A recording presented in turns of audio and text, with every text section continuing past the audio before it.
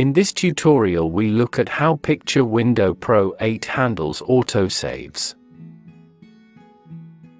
We begin this tutorial by opening a workspace file containing a couple of images I am working on. Please note that this is the only file in this folder at this point. When you use the Apply or OK buttons, a new workspace file is created and saved. Up to 5 versions of autosave.workspace files are saved.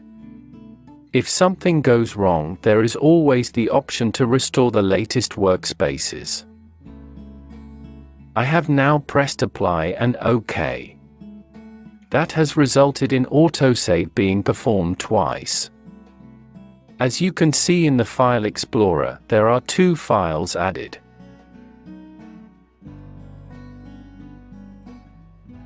I will now show you what happens if the program crashes due to power failure. We restart the program again. Last session terminated abnormally. We say yes to restore last saved workspace. We have now restored the state we were in before the crash happened, and have not lost anything. Thank you for watching. Please subscribe if you like this tutorial and want to learn more.